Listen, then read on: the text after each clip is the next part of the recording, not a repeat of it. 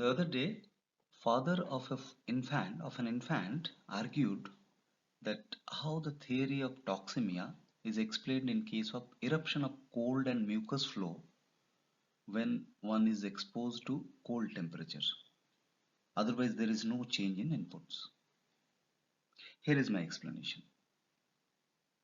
Generally, food is considered as only input, which is wrong. Thermal input is also a vital input for our body. Hence, it is not true that there is no change in inputs. We need to maintain our bodily temperature close to normal, if not exactly normal. Mechanical and thermal supports like using a blanket, which is a mechanical support, using a circulating fireplace, which is a thermal support, are also recommended. Now coming to the direct connection of mucus formation and exposure of cold. Since mucus is a physical entity and as proposed by the questioner that there is no change in physical conscious inputs in terms of wrong food, then how this is formed? Here is the rationale. Our body always works towards giving the utmost comfort to you. Whenever it experiences change in outside temperature, it tries to maintain the normal bodily temperature. To do the same, it has to work a lot. It means it becomes an enervating act for the body and a momentarily scarcity of vitality in the toxin or morbid elimination process happens. The morbid or toxin accumulation takes place at that moment. When it goes beyond certain limit, it flows out as mucus.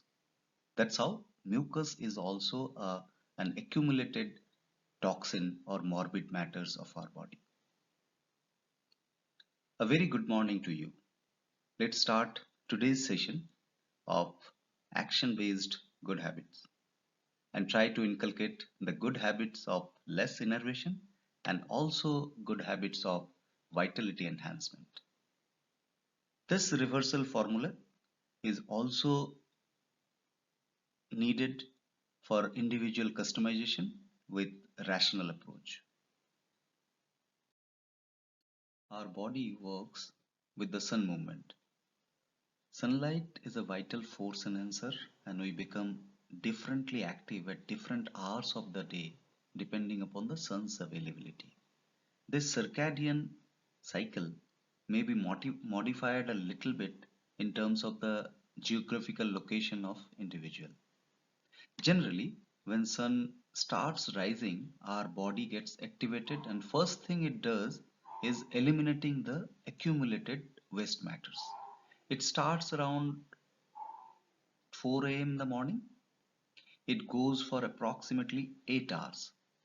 The vitality of the body has got elimination as the major activity at this hour. This is why skipping breakfast in this hour is actually helping body in its major work. Now since our habit is strongly conditioned, I recommend only fruit breakfast which is easily digestible in this hour so that less vitality is spent by the body in digestion. And the problems related to the elimination, for example constipation, etc., are easily cured by the body. Now after 12 noon, when sun rose to its middle position, our body gets activated to digest.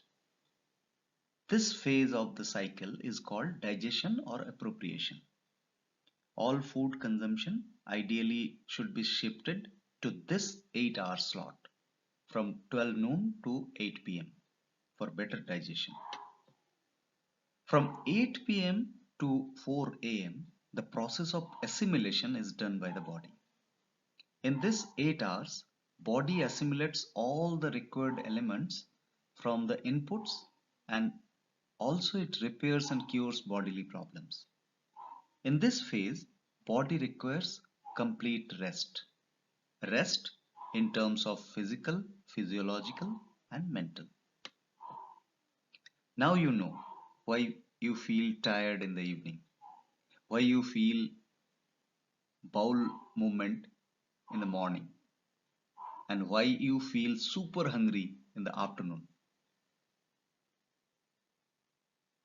There are a lot of supporting medical data available to support this natural cyclic process of the body. One can refer internet or medical journals to search for this, but I personally prefer more the supports of personal rational experience than any other data which may or may not be a fact due to sponsored research habits of this modern civilization. Let's quickly recap this slide where our energy outputs are described. As we already know that there are two areas of conscious energy outputs in terms of thinking and movement. We need to focus on intelligent decision of these energy outputs. Thinking we shall cover in the next lecture. In this lecture, we shall cover the movement part and also good habits in terms of extending conscious support to the other subconscious activities.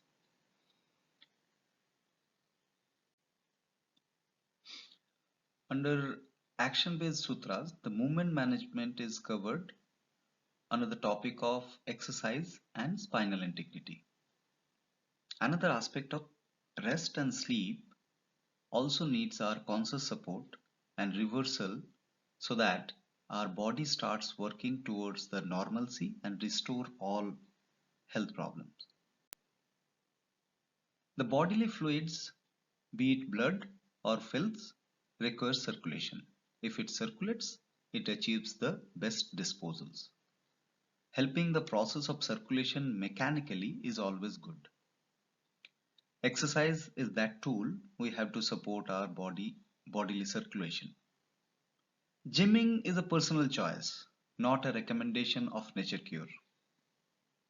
Monster look is a preference, not necessarily that contains health.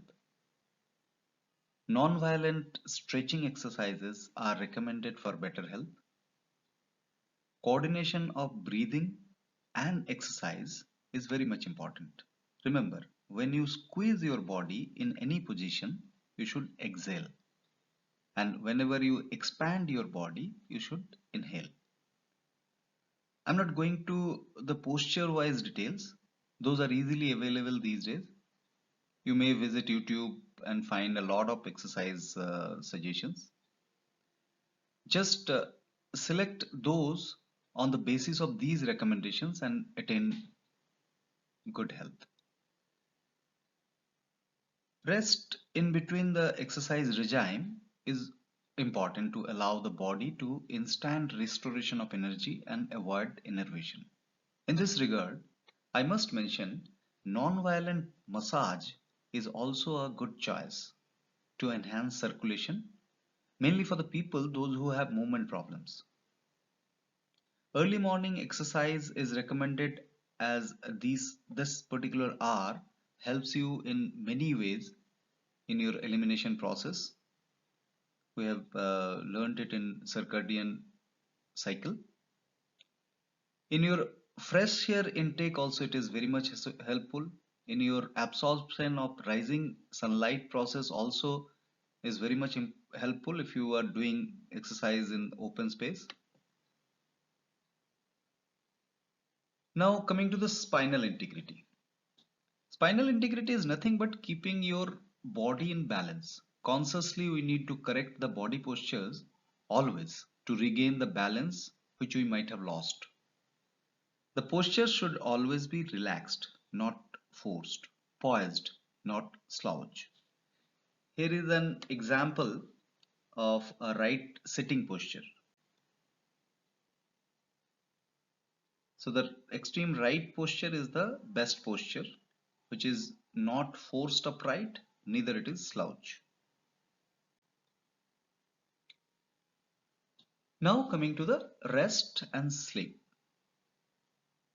Habit of regular resting is a good habit. The other day someone has asked if one rests lazily throughout the day, then we are not meant to be lazy.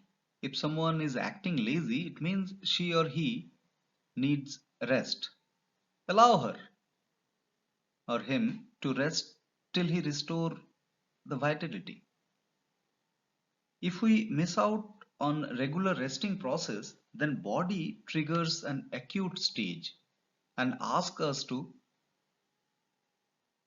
rest specially. The acute stages are fever, flu, pain, and loose motion, as we have already discussed. In these stages, the complete rest is needed and recommended. We should go for our physical rest and go to our bed. We should limit our food intake. Ideally, we should fast and rest physiologically. We should remain positive and relaxed and rest mentally. Sleeping in night is very much essential. This we understood while understanding the circadian cycle of the body. But how much sleep do I need? Let our body decide that. Sleeping early and waking up early is a good habit. We can choose to work in the early morning in place of late night. We will have more productivity. Start today. If possible, switch off your alarm. Remember, your health is the most important aspect.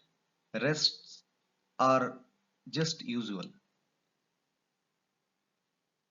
There are a lot of researches happen in sleep hours, and equivalency in the rest and sleep means if we sleep, are we resting properly? For example, disturbed dreams are enervating, and even you sleep, you don't rest if you are under some influence of a disturbed dream. Eventually, you need more sleep to recover the vitality. There is an equivalency theory of rest and sleep. Early hour sleep gives more rest. From 9 p.m. to 12 midnight, each hour of sleep gives a rest of 3 hours. From 12 midnight to 3 a.m., each hour sleep gives rest of 1.5 hour. From 3 a.m. to 6 a.m., 1 hour of sleep is equivalent to 1 hour of rest. Subsequently, it gets reduced when you sleep in the daytime. It means you may sleep for 4 hours but end up getting rest for 2 hours or 3 hours only. In this theory, the best sleeping hour is 10 p.m. to 4 a.m., which allows you to rest for 10.5 hours. Can you imagine? Even if you sleep for just 6 physical hours. Please calculate and see. The next chapter is the most important chapter in this course, and obviously the last concluding chapter. That chapter is my favorite also. Prepare yourself for a mental rejuvenation. Start convincing yourself that you have started inculcating the right choices of lifestyle and attaining the supreme health. Have a great day ahead. Thanks for listening.